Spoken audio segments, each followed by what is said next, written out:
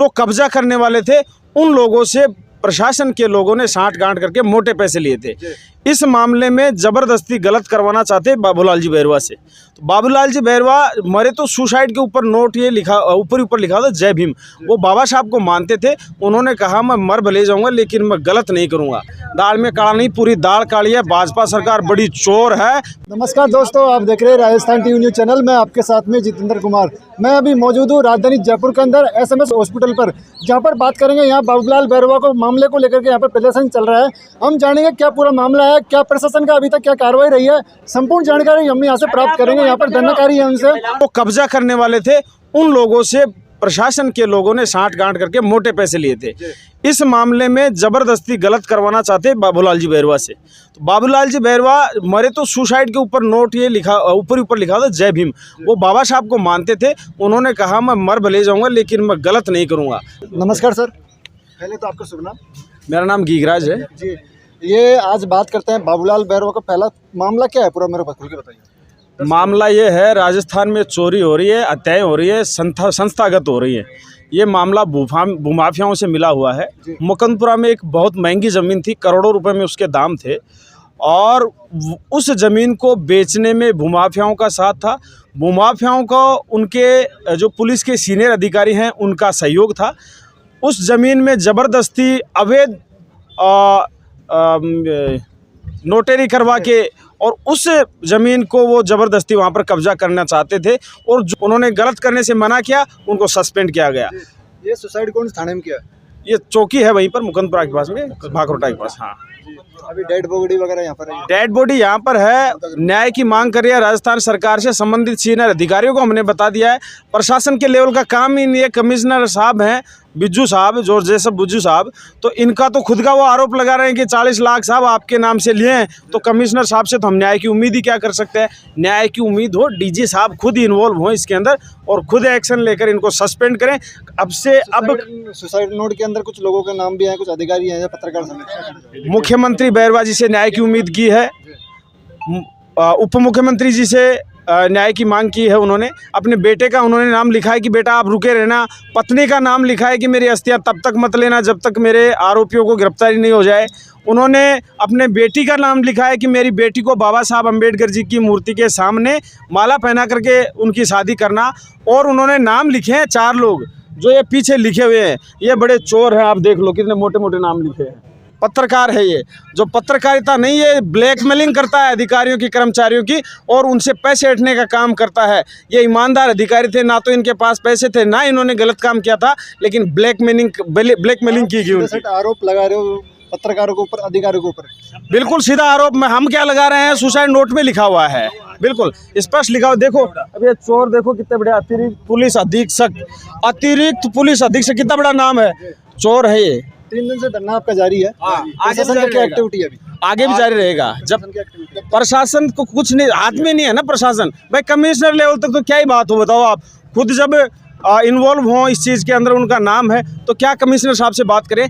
बात हो पक्ष में, कोई विपक्ष में, कोई नेता वगैरह? नेता सब लोग आ रहे हैं। जनता को देखकर सब लोग आते हैं कि मामला उठ रहा है। लीडरशिप यहाँ पर तमाम सामाजिक संगठन के लोग करके बैठे हुए हैं, तो मामला पीछे नहीं हटेगा। न्यायप्रिय बात है, जाना पड़ेगा। तो हम तो सबका स्वागत कर रहे हैं, आइए यहाँ पे। और भाई हमारे बाबूलाल जी हैं, इनकी आवाज़ को बुलंद करें, उनकी न्याय की हक की बात करते हैं। तो रणनीति बराबर आंदोलन जारी रहेगा और दिन दिन यह आंदोलन बढ़ता जाएगा। हमारे अनिल जी ढेनवाल पास में बैठे हैं, जितन जी अटवाल हैं, भीम आर्मी, भीम सेना है, आजाद समाज पार्टी है, वेलफेयर सोसाइटी है, बलाई महासभा है, बैरवा महासभा है, तमाम सामाजिक संगठनों के लोग यहाँ पर मौजूद हैं। एकता के सूत्र में है। आने वाले समय में धरना बहुत बड़ा होने वाला है और 36 कौम इसमें शामिल हो रही है। यहाँ पर मजदूर हैं, लेफ्ट के साथी हैं। ये बहुत भारी पड़ने वाला है। सरकार को घुटनों के बल आना पड़ेगा। मुख्य मांगे क्या क्या है आपकी? मुख्य मांगे आरोपियों को गिरफ्तार किया जाए, सबसे पहली बात है। उसके बाद में परिवार को अनुकंपा के अलावा एक दूसरी नौकरी दी जाए, 2 करोड़ आर्थिक मुआवजा दिया जाए, पेंडिंग में जो जांच थी उनका रीइन्वेस्टिगेशन करवाया जाए। ये मुख्य मांगे इनकी है। तो इनमें से एक के ऊपर थोड़ी बहुत भी हमें लग नहीं रहा। चक्कर है, दाल में काला नहीं, पूरी दाल काली है। भाजपा सरकार बड़ी चोर है, बिल्कुल भी काम नहीं कर रहे हैं। अब अगर ये मांगे पूरी नहीं होंगी तो इनसे हम पहले हटने वाले बिल्कुल नहीं है। तो हमारे साथ में और भी लोग, हम उनसे भी बात करेंगे। नमस्कार भाई साहब। नमस्कार जी। अपन बात करते हैं कि कहीं ना कहीं देखो काफ़ी मामले सामने आ रहे हैं, सुसाइड के, मर्डर के, रेप के। भजनलाल सरकार में क्या कहना चाहोगे?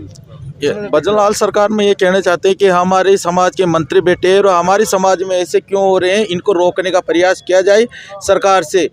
कभी कांग्रेस सरकार थी, कभी बीजेपी सरकार है, दोनों सरकारों में हमारे यही होते आ रहे हैं और आए दिन हमारे अधिकारी है उस पर पीड़ा ज़बरदस्त ठोके जाते हैं, ऐसे आत्महत्याएं बढ़ती जाती है, किसी को मार दिए जाते हैं, किसी को फांसी खा के मरना पड़ रहा है। ये क्यों हो रहा है? इसको रोकने का काम कौन सी भी सरकार नहीं कर रही है। आज हम रोड पर बैठे हैं भूखे तसाए, हमारे सुनने वाले कोई नहीं है।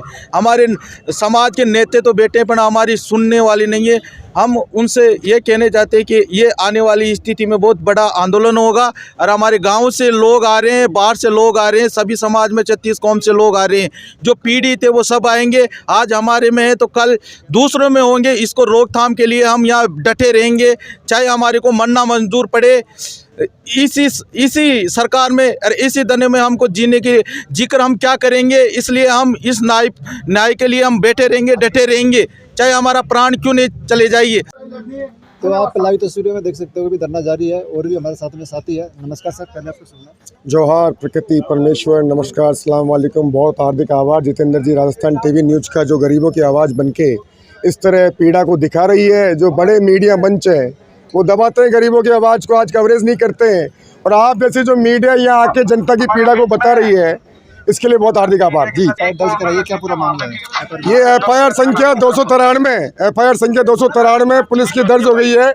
और FIR दर्ज होने से मतलब नहीं है जब तक उसमें न्याय नहीं मिले, इन अफसरों की गिरफ्तारी नहीं हो सबसे पहले 24 घंटे में जी। तो 24 घंटे में इनकी गिरफ्तारी होनी चाहिए और उसके बाद निष्पक्ष जांच हो, ये हमारा मकसद है। जब तक इस FIR का कोई मतलब नहीं है, भारतीय न्याय संहिता की धारा 199, धारा 200 और धारा 201 के तहत और भारतीय न्याय संहिता की धारा 108 में FIR संख्या 293 पुलिस थाना भागरोटा में दर्ज हुई है भाई बाबूलाल बैरवा की इस प्रकरण में। लेकिन पुलिस के भ्रष्ट अफसरों की आदत है कि FIR दर्ज कर लेती है लेकिन उसमें गुणवत्तापूर्ण जांच नहीं होती, FIR लग जाती है। पीड़ित परिवार महंगे महंगे वकील, महंगे महंगे गवाह नहीं खरीद सकता, कोर्ट न्यायालय के चक्कर नहीं काट सकता और एक दिन कहानी खत्म हो जाती है। जनता अपने अपने काम में लग जाती है और उस शहादत को, उस बलिदान को, उस त्याग को भूल जाती है। आज ST पे अत्याचार हो रहा है, आज हिंदू मुसलमान पे अत्याचार हो रहा है, पर हम आपस में विभाजित हैं। एक दूसरे की मदद करने के बजाय, एक दूसरे का साथ देने के बजाय हम बटे हुए हैं और चंद भ्रष्ट लांगिया गंवार लोग हम पर राज कर रहे हैं सैकड़ों साल से बारी बारी। चंद गिनती के लोग जिनकी कोई जाति नहीं, जिनका कोई धर्म नहीं, और हम आपस में ढोंग, पाखंड, नकली पूजा, सवामणि और इनमें अपना पैसा, धन, समय, ऊर्जा खर्च कर रहे हैं। आज इस पीड़ा के वक्त कोई भगवान, कोई देवता, कोई तुम्हारा बाबा काम आ रहा है क्या? आज बारी बारी सब पे अत्याचार हो रहा है। तो जनता से अपील है कि संविधान की पालना सुनिश्चित हो। आपका न्याय, अधिकार, हक, इंसाफ आपको जब मिलेगा जब आप उसे पढ़ोगे, जानोगे, अपने बच्चों को पढ़ाओगे और काम में लोगे। ये नकली बाबाजी, ढोंग, पाखंड, ये नकली किताबें काम नहीं आएगी। वो संविधान, वो हिंदुस्तान का कानून काम आएगा। जब आप थाने में, तहसील में, निगम में, जेडीए में, तहसीलदार के पास, पटवारी के पास जाते हो, यूं ये नौकर है हमारे जनता के, ये लोक सेवक है, लेकिन हम इनको माड़ा, सापा, फोटू, व्हाट्सएप, ब्याह, सावा, मृत्यु इसमें बुलाते हैं और इनको मालिक बना लेते हैं। लोकतंत्र में नौकर है, नौकरों को नौकरों की तरह रखें। ये अत्याचार खत्म नहीं होगा जब तक तुम अत्याचार की खिलाफत नहीं करोगे खुल के। आज घरों में छुप रहे, जिनके पेट में दाने पड़ गए, जिन्होंने आरक्षण ले लिया, IAS, IPS, RPS मंत्री संतरी बन गए, क्या आज उनका धर्म नहीं है अपने भाइयों को साथ में लेके चलने का?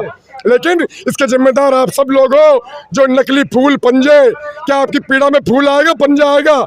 योग्य व्यक्ति आएगा। क्यों इन बूढ़े बीमार लांघिया, डायबिटीज, ब्लड प्रेशर, शुगर के मरीजों को चुनते हो जात पात के नाम पे, हिंदू मुसलमान के नाम पे? योग्य कर्मठ युवाओं को चुनो जो गांव गांव, ढाणी ढाणी, मोहल्ला मोहल्ला घूम सकते हैं और जिनके घुटनों में दम है, जो चल सकते हैं, जो दौड़ सकते हैं, आइए सारे से धमके सकते हैं गलत काम के ऊपर।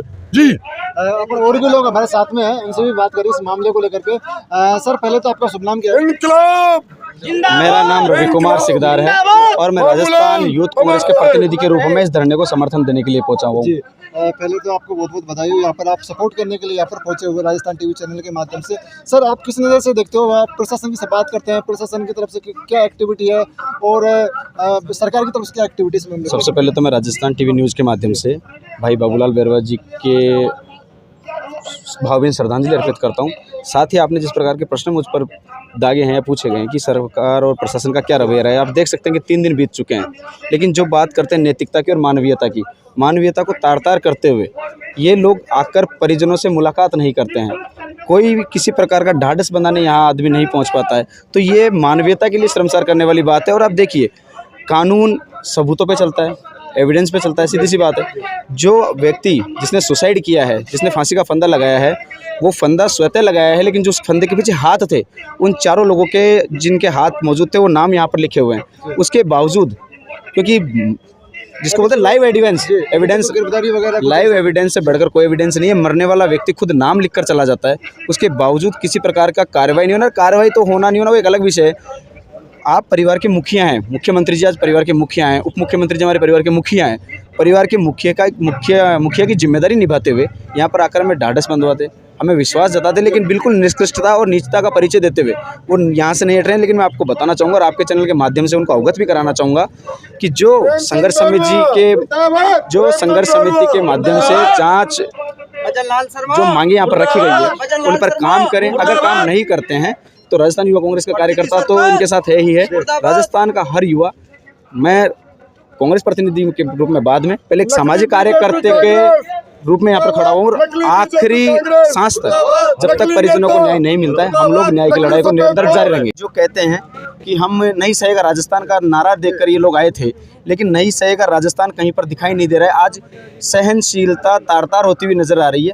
3 दिन का समय हो गया है, लेकिन उन लोगों को बुलाकर पूछा तक नहीं गया है। देखिए, कानून प्रक्रिया एक अलग विषय, वो एक स्टेप बाय स्टेप चलने वाली चीज़ है, लेकिन प्रारंभिक आप कुछ ऐसा करके तो दिखाते हैं कि परिजनों को आप पर विश्वास होता। जिस आधार पर जनता ने आपको चुनकर भेजा है वो आप विश्वास साबित तो करते, लेकिन बिल्कुल भी यहाँ पर मैं कह सकता हूँ कि सरकार पूर्णतः फेल हो चुकी है।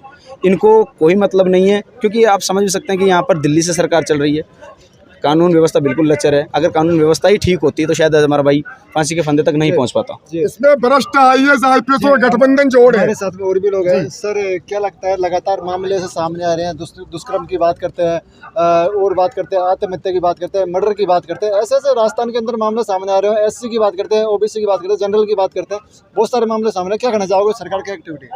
सर मैं यही कहना चाहता हूँ, सबसे पहले तो मैं सुरेश गुर्जर नासुंदा समाज सेवा का कार्य करता हूँ और बांगरोड थाने में कार्यरत थे। बाबूलाल जी बड़े भले आदमी थे और मैं मिलता था उनसे, और इन्होंने आज दिन तक है ना जो कभी कोई गलत कार्य नहीं किया। पुलिस जो गवर्नमेंट ने, पुलिस एक ऐसी वर्दी, एक ऐसा नाम दिया हुआ है कि पुलिस के नाम से है ना अपराधी भी है ना जो डरते हैं, और आम आदमी को एक सुरक्षा महसूस होती है कि पुलिस आ जाएगी या पुलिस ऐसा कर देगी। आम आदमी को भी ये लगता है कि अगर कोई परेशानी आएगी तो अपन पुलिस बुला लेंगे। तो एक पुलिस अधिकारी के साथ में एक ऐसा व्यवहार हो रहा है कि उसको मजबूर किया जा रहा है आत्महत्या के लिए। कोई तो कारण होगा, कोई तो जिम्मेदार व्यक्ति होंगे जिन्होंने उसको इस लास्ट स्टेज के उस पर जाने के लिए मजबूर किया। उसके पीछे बच्चे भी थे, घर परिवार भी था, सिस्टम का आदमी था, उसके पास अधिकारी भी थे, लेकिन उसको ऐसा क्या मजबूरी हुई, उसको ऐसा क्या कारण था कि उसको ये कदम उठाना पड़ा। ये एक सोचने का बिंदु है। उसने बाकायदा नाम लिखा है, जिसमें पत्रकार भी और भी कई अधिकारी हैं, उनका नाम लिखा है।